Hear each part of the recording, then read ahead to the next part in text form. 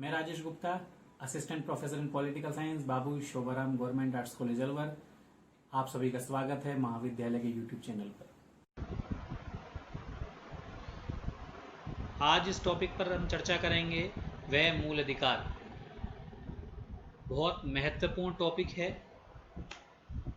क्योंकि जो मत्स्य यूनिवर्सिटी द्वारा बीए पार्ट सेकंड की जो पॉलिटिकल साइंस का जो सिलेबस है, उसका जो सेकंड पेपर है भारतीय राजनीतिक व्यवस्था, उसका ये अति महत्वपूर्ण टॉपिक है। जितनी भी प्रतियोगी परीक्षाएं हैं उनमें से मूल अधिकार एक ऐसा विषय है जिसमें से कई बार प्रश्न पूछे जाते हैं। इसलिए इस टॉपिक का बहुत गहराई से हमें अध्ययन करना आवश्यक है। इस टॉपिक को बहुत बारीकी से समझना हमारे लिए बहुत ज़्यादा ज़रूरी हो जाता है।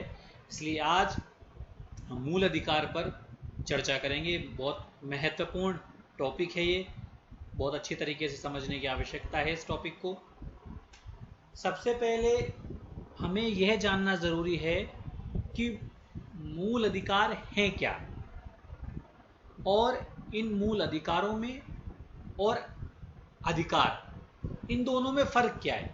अधिकार क्या है और अधिकार और मूल अधिकारों में क्या फ़र्क है। क्या हम हर अधिकार को मूल अधिकार कह सकते हैं? तो इसलिए इस संदर्भ में हमें मूल अधिकारों के अर्थ को जानना हमारे लिए बहुत ज़्यादा ज़रूरी है।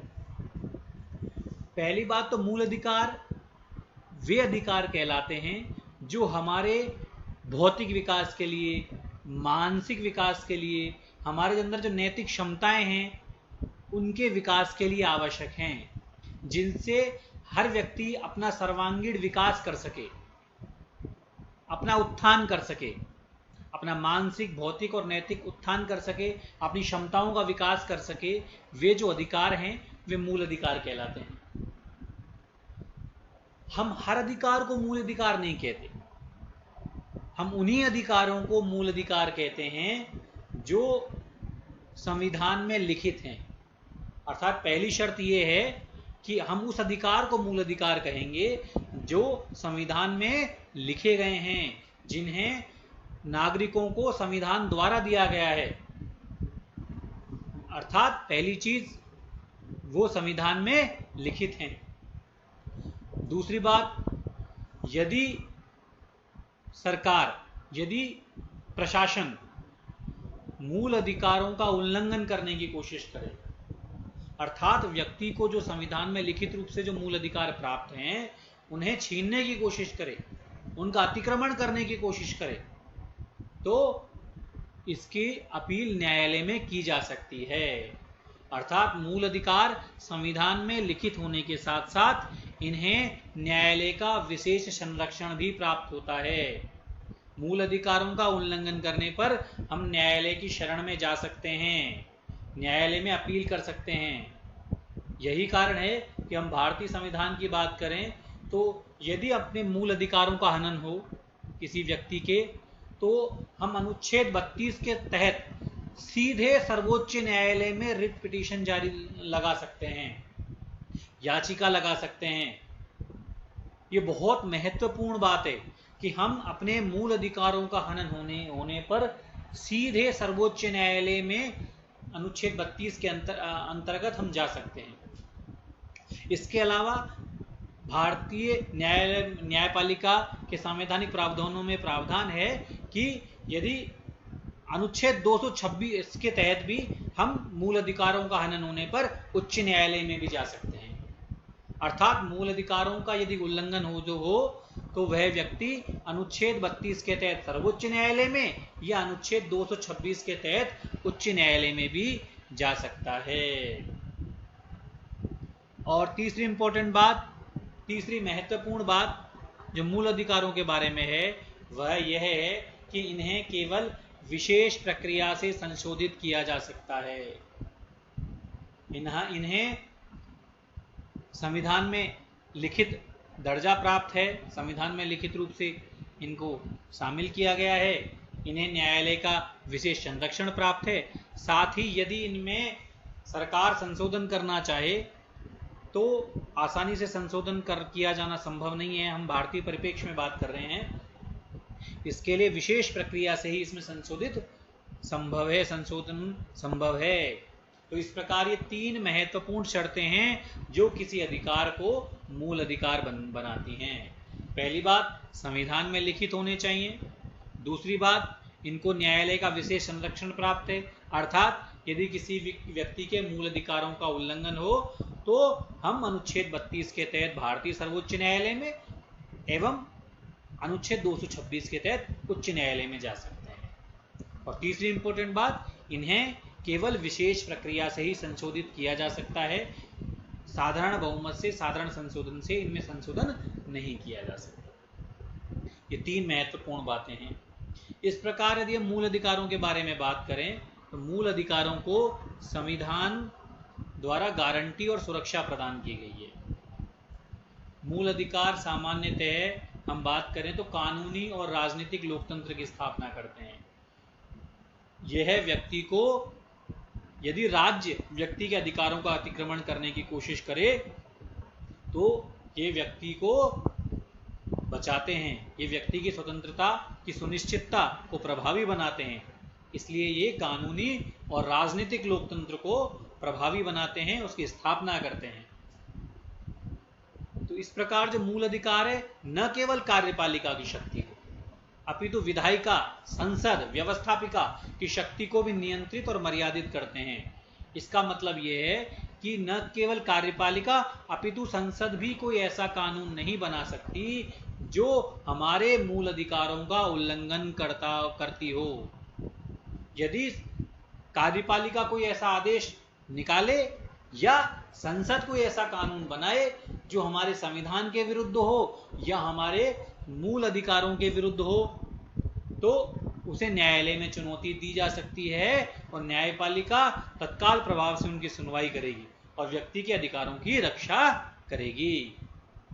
इस प्रकार जो ये अधिकार हैं, ये व्यक्ति को राज्य के विरुद्ध प्राप्त होते हैं। बहुत महत्वपूर्ण टॉपिक है ये। अगली महत्वपूर्ण बात, मूल अधिकार निरपेक्ष अर्थात असीमित नहीं है। जैसे उदाहरण के लिए हमें स्वतंत्रता का अधिकार प्राप्त है, लेकिन स्वतंत्रता के अधिकार हमारे लिए असीमित रूप में प्राप्त नहीं है। इस पर युक्ति युक्त प्रतिबंध यदि राज्य मतलब सरकार है ना, इन पर युक्ति युक्त प्रतिबंध लगा सकता है। उदाहरण के लिए जो हमें विचारों की अभिव्यक्ति की विचारों की जो आज़ादी है, अभिव्यक्ति की जो आज़ादी है, हमें प्रदान तो की गई है, लेकिन उस पर युक्ति युक्त प्रतिबंध लगे हुए हैं। हमें उन युक्ति युक्त जो प्रतिबंध हैं उनके अधीन रहकर ही हम अपने अधिकारों का प्रयोग कर सकते हैं। इस प्रकार जो मूल अधिकार हैं वो निरपेक्ष नहीं है, असीमित नहीं है, वो युक्ति युक्त प्रतिबंधों के अधीन ही हमें प्राप्त हैं। सबसे इंपॉर्टेंट बात, अनुच्छेद 17 और अनुच्छेद 24 हैं, वो निरपेक्ष अधिकार हैं, वो हमें पूर्णतया प्राप्त। मूल अधिकार न्यायोचित अर्थात वाद्य योग्य हैं। इसका मतलब यह है कि हम अपने मूल अधिकारों की रक्षा के लिए हम अनुच्छेद 32 के तहत सीधे सर्वोच्च न्यायालय में या अनुच्छेद 226 के तहत हम सीधे उच्च न्यायालय में जा सकते हैं। इसे बोला जाता है वाद्य योग्य। दूसरी बात, अगली बात, मूल अधिकार स्थायी नहीं है। स्थायी क्यों नहीं है? क्योंकि यदि संसद चाहे, हमारे देश की जो विधायिका है, यदि वे चाहे तो मूल अधिकारों में संशोधन कर सकती है, लेकिन संशोधन विशेष प्रक्रिया से होगा, विशेष बहुमत से होगा। और दूसरी महत्वपूर्ण बात, जो हमारे संविधान का जो मूल ढांचा है, हमारे संविधान के जो आधारभूत बिंदु हैं, जो लोकतांत्रिक स्वरूप है जो हमारे संविधान का, वो प्रभावित नहीं होना चाहिए। तो संसद मूल ढांचे को प्रभावित किए बिना इसमें विशेष प्रक्रिया से संशोधन कर सकती है। अगली महत्वपूर्ण बात, कुछ मूल अधिकार स्वयं सक्रिय हैं। उन्हें चलायमान करने के लिए, उन्हें गतिमान करने के लिए किसी अन्य विधि की आवश्यकता नहीं है। जैसे अनुच्छेद 14 है, समानता का अधिकार है, ये स्वयं सक्रिय हैं। अनुच्छेद 19 स्वतंत्रता का अधिकार, अनुच्छेद 21 जीवन का अधिकार। लेकिन कुछ ऐसे अधिकार हैं जिनको जिनके परिप्रेक्ष्य में एक अलग से कानून बना के, एक विधि बनाकर उन्हें लागू किया जा सकता है। उदाहरण के लिए अनुच्छेद 17, उसमें अस्पृश्यता का निषेध है, लेकिन अस्पृश्यता के निषेध को रोकने के लिए हमारे भारतीय सरकार के द्वारा कई पृथक से कई कानून बनाए गए हैं और इन मूल अधिकारों को प्रभावी रूप से उनके माध्यम से लागू किया गया है। तो इस प्रकार कुछ मूल अधिकार स्वयं सक्रिय हैं और कुछ मूल अधिकारों को सक्रिय बनाने के लिए अन्य कानून बनाए गए जिनके माध्यम से उन्हें सक्रिय बनाया गया है। अच्छा, कुल मूल अधिकार ऐसे हैं जो केवल भारतीय नागरिकों को प्राप्त हैं। कुछ मूल अधिकार ऐसे हैं जो न केवल भारतीय लोगों को प्राप्त हैं, भारतीय नागरिकों को प्राप्त हैं, अपितु विदेशियों को भी प्राप्त हैं। उदाहरण के लिए अनुच्छेद 15, अनुच्छेद 16, इनके बारे में हम अभी पृथक से चर्चा करेंगे डिटेल से। अनुच्छेद 15 में क्या है, 16 में क्या है। अनुच्छेद 19 है स्वतंत्रता का जो अधिकार का जो पहला अधिकार है, विचारों की अभिव्यक्ति है। अनुच्छेद 29, अनुच्छेद 30, ये केवल भारतीय नागरिकों को प्राप्त है। लेकिन दूसरी ओर देखिए हम अनुच्छेद 14 जो कानून के समक्ष समानता की बात करता है, समानता के अधिकार का प्रारंभिक अनुच्छेद है ये। अनुच्छेद 20, अनुच्छेद 21, 22, 23, अनुच्छेद 24, 25, 26, ये धार्मिक स्वतंत्रता से जुड़े हुए हमारे अधिकार हैं। 27, 28, ये कुछ जो मूल अधिकार हैं ये भारतीय नागरिकों और विदेशियों दोनों को प्राप्त हैं। इस प्रकार हमारे मूल अधिकारों में बहुत बेहतर समन्वित करने का प्रयास किया गया है इन अधिकारों को। तो इस प्रकार जो कुछ अधिकार हैं वो केवल भारतीय नागरिकों को प्राप्त हैं, इसके अलावा जो कुछ अधिकार हैं वो भारतीय नागरिकों और विदेशियों दोनों को प्रदान किए गए हैं। अब हम मूल अधिकारों के बारे में आगे बढ़ते हैं। तो मूल अधिकार संविधान के भाग 3 में है। हम जानते हैं हमारे भारतीय संविधान में 22 भाग हैं और कुल 395 अनुच्छेद हैं। इन 395 जो अनुच्छेदों को हमने 22 भागों में विभाजित कर रखा है ना। उदाहरण के लिए भाग 3 में मूल अधिकार हैं, भाग 4 में नीति निर्देशक तत्व हैं, भाग 4 क में मूल कर्तव्य हैं, भाग 5 संघ कार्यपालिका से जुड़ा हुआ है। इस प्रकार प्रावधान किए गए हैं। तो संविधान का भाग 3 जो अनुच्छेद 12 से शुरू होता है और अनुच्छेद 35 तक है, उनमें मूल अधिकारों की विवेचना की गई है। यदि हम कुछ समय पहले की बात करें तो प्रतियोगी परीक्षाओं में मूल अधिकारों से सामान्य प्रश्न पूछे जाते थे, लेकिन अब जो आजकल का ट्रेंड है, जो एक नया दौर चल रहा है, इसमें मूल अधिकारों में भी बहुत गहराई से प्रश्न पूछे जाने लगे हैं। उदाहरण के लिए पहले सामान्यतः अनुच्छेद 14 से और 32 तक जो मुख्यतः मूल अधिकारों संबंधित प्रावधान है उनके बारे में कुछ प्रश्न पूछे जाते थे, लेकिन आजकल जो ट्रेंड है उसमें अनुच्छेद 12 भी पूछा जाता है, अनुच्छेद 13, अनुच्छेद 33, अनुच्छेद 34, अनुच्छेद 35। तो हमें इसीलिए इस जो मूल अधिकार संबंधित जो अनुच्छेद हैं उनका बहुत बारीकी से अध्ययन करना जरूरी है। भारतीय संविधान की सबसे बड़ी खास बात यह है कि इससे पूछे जाने वाले जो प्रश्नों का ट्रेंड चेंज हो रहा है। पहले महत्वपूर्ण प्रश्न ज़्यादा हम अनुमान लगाते थे वो प्रश्न आने वाले हैं, लेकिन वर्तमान संदर्भ में यदि हम देखें तो जो महत्वपूर्ण नहीं है ना वो ही महत्वपूर्ण बनकर हमारे लिए पेपर में आ रहा है। और चूंकि ये जो पेपर है न केवल सेकेंड ईयर पॉलिटिकल साइंस का बहुत इंपॉर्टेंट पेपर है, बहुत अच्छे नंबर लाने वाला नंबर गेनिंग पेपर भी है ये, लेकिन साथ साथ चूंकि प्रतियोगी परीक्षाओं में आने वाले प्रश्नों से ये पेपर भी जुड़ा हुआ है, इसलिए इस पेपर को बहुत अच्छी सी, बहुत बारीकी से, बहुत गहराई से हर अनुच्छेद को देखते हुए हमें इस पेपर का अध्ययन करना जरूरी है।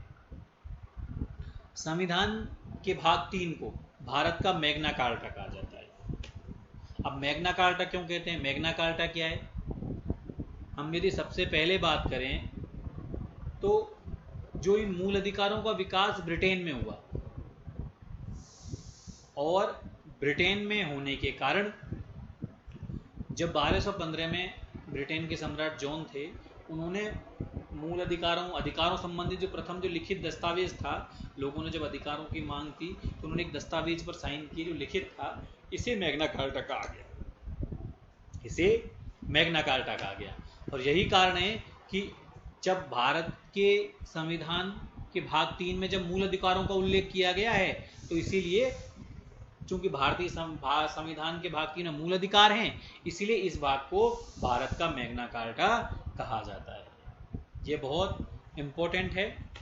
अच्छा, अगले वीडियो में हम मूल अधिकारों का विकास कैसे कैसे हुआ, कैसे फ्रांस में, अमेरिका में, ब्रिटेन में, फिर भारत में जो विकास हुआ किस तरीके किस रूप में आया, और जो मूल अधिकारों की परिभाषाएं हैं और जो उनसे अनुच्छेद हैं उनके बारे में हम चर्चा करेंगे।